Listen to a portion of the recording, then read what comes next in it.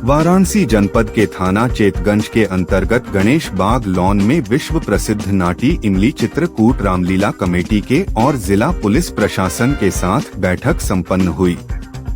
इस बैठक में व्यवस्थापक पंडित मुकुंद उपाध्याय के द्वारा संपूर्ण रामलीला की जानकारी दिया गया।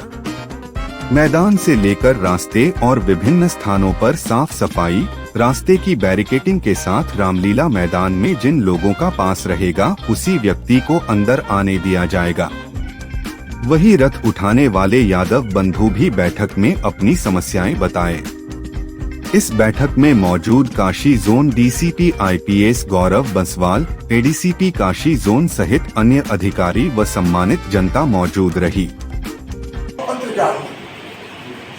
ठीक 4 बजे लोकटिया चौराहे पर महाराज काशी नरेश उनको महादेव स्वरूप मानकर 4 बज के ठीक उसी के 2-3-4-5 मिनट बाद भरत जी आ जाते हैं और राजा साहब आ जाते हैं।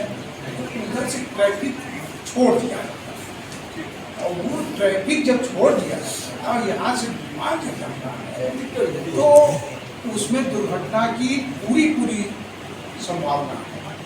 और दूसरी चीज जो पिछले साल की है उसे आम लोगों का प्रवेश नहीं था, विभीषण का रथ और विमान।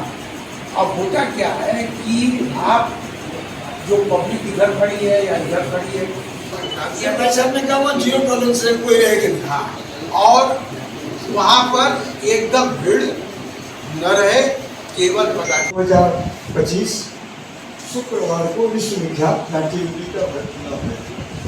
चित्रकूट धूचंडी मैदान से हनुमान जी महाराज पैदल नंगे पांव रास्ते से होते हुए वहाँ भरत जी को खबर करेंगे कि राम जी आ रहे हैं, और करके फिर वहाँ से वो पैदल ही रिवर्स हो जाते हैं, वापस चले जाते हैं। उनके साथ हम लक्ष्मण और सीता जी और 5 बंदर हनुमान जी, सुग्रीव जी, सेनापति, प्रसाद देने वाले 1 व्यास, 12 आदमी रहते हैं। 6 टन की रथ है वो। ठीक 3:45 बजे वो रथ इस मैदान में आ जाता है। रामलीला समिति काशी। गुरुजी, आज किस तरह की बैठक किसके साथ चल रही है आप लोग? भरत मिलाप सकुशल संपन्न हो, भरत मिलाप में किसी प्रकार का व्यवधान उपस्थित न हो, इसलिए आज DCP काशी जोन बंसवाल साहब, ADCP काशी जोन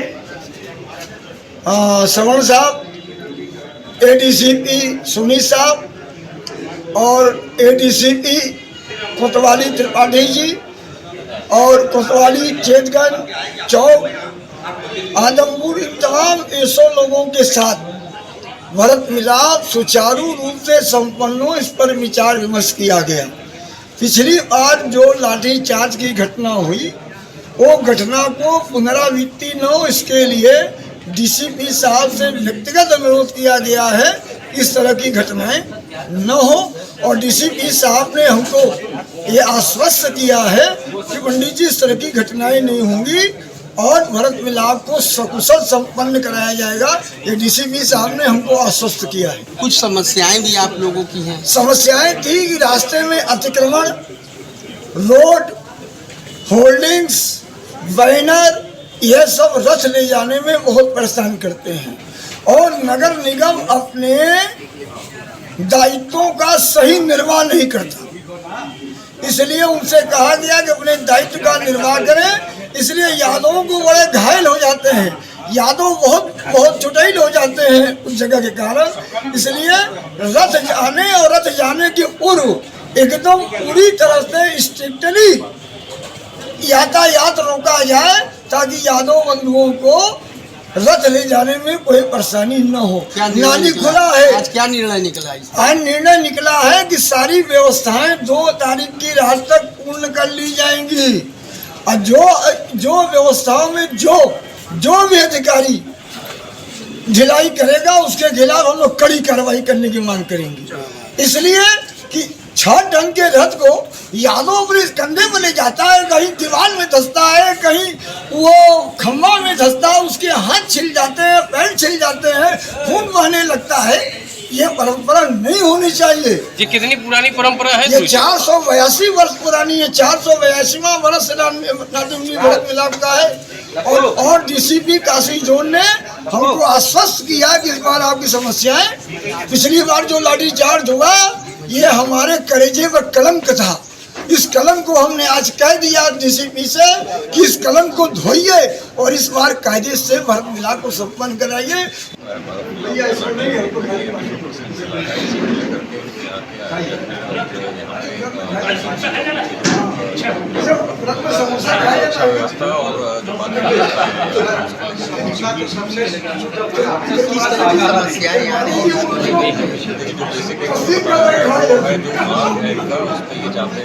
अगर कोई होर्डिंग वगैरह हो या कुछ ऐसा हो वहाँ पे बिजली की तारें यदि कोई हो तो हटा दिए जाए, कोई गड्ढे वगैरह नहीं करवा सकते, क्योंकि जो रथ है वो काफ़ी बड़ा हो गया रहता है, वो भारी रहता है, तो उसको लेकर के लोग कंधे पे दौड़ते हैं, तो जाते हैं